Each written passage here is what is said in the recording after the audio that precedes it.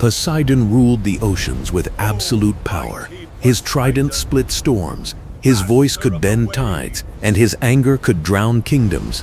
Yet among all the countless tempests he unleashed, none was as destructive as the one inside him. He carried a guilt that no tide could wash away, the memory of a mortal woman who had once looked upon him with devotion and was destroyed because of it. Medusa had been a name spoken softly once, a mortal priestess of Athena, known for her calm eyes and quiet strength. Her beauty was not the painted kind of queens or goddesses, it was human and pure, born from sincerity. But that purity drew the gaze of a god, and that gaze became her ruin. When Poseidon's desire reached her, Athena's temple turned from sanctuary to sin. The goddess's wrath did not fall on him, as gods rarely punished their own, but upon the mortal who could not defend herself. With a single curse, Athena twisted beauty into horror. Hair became serpents, breath became venom, and a glance became death. From that moment, Medusa vanished from the world of men. Her name turned into warning, her face into terror, and her silence into legend. Poseidon, untouched by Athena's punishment, returned to his palace beneath the sea, yet peace did not follow him. The waters that once obeyed his every thought now echoed with her image. Each wave seemed to shape her face, each storm carried her cry. The guilt festered until even the god of the sea could no longer bear the weight of his throne. Centuries drifted past, but time does not heal gods, it only sharpens their memory. One endless night, when the moon sank low and the oceans lay heavy and dark, Poseidon left his realm. He followed the trail of silence that led to the ruins of Athena's temple, long lost beneath coral and stone. The columns lay shattered, buried in sand, and there, standing motionless among the wreckage, was Medusa, still as a statue, cursed in eternal stillness. Her form was lifelike yet hollow, a shape carved from sorrow itself. The serpents that once hissed with rage had turned to stone ropes, forever frozen mid-motion. Her eyes, sealed by the curse, were closed to mercy. Around her the sea was quiet, as though the world held its breath in pity. Poseidon knelt among the ruins, his power trembling within him like a storm trapped in glass. He had faced titans and defied gods, but in that moment, before her silence, he was small, not a ruler of oceans, but a man buried beneath centuries of regret.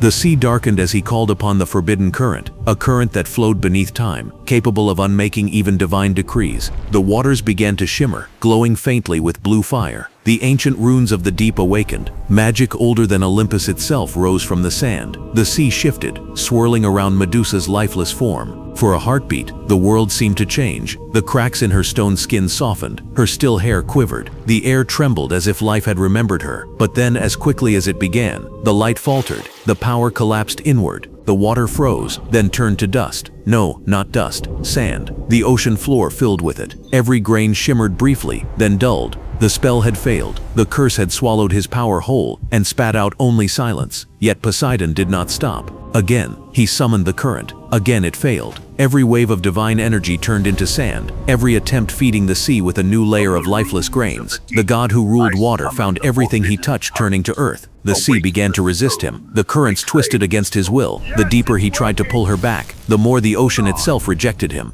It was as if Athena's curse had not only chained Medusa, but also written itself into the very nature of the sea. Poseidon could command storms, but he could not command forgiveness. Still, he refused to leave her. As he pushed further into the forbidden current, something inside him began to break. His power bled into the water, draining from him like light through cracks in stone. The sea grew brighter, and then quieter. His form began to thin, not vanish, but unravel. He was dissolving into the same sand that had consumed his magic. The current that once obeyed him now carried him apart. His body faded into dust that swirled gently through the temple. Each grain glowed faintly as it settled over Medusa's feet, coating the ruins in a thin veil of gold. His final breath rippled through the ocean like a soft pulse. Then even that was gone. When the light dimmed, Medusa's eyes opened. The curse was no longer whole. She breathed, a sound too fragile to disturb the water around her. Her serpents stirred, alive once more but subdued, their movement slow and uncertain. Her reflection shimmered faintly on the temple floor, no longer monstrous, not entirely human. Something caught between both. The ruins around her began to collapse as the ocean floor shifted. She did not move. The water carried the last remnants of Poseidon's essence outward, fine, shining grains drifting through the deep like a golden tide. They settled across the seabed, mixing with the sand of every shore. From that moment on, the ocean was never the same. When storms rose, the waves carried a strange gold beneath their foam. When tides receded, the beaches sparkled faintly, as if the sand still remembered something it could not speak aloud.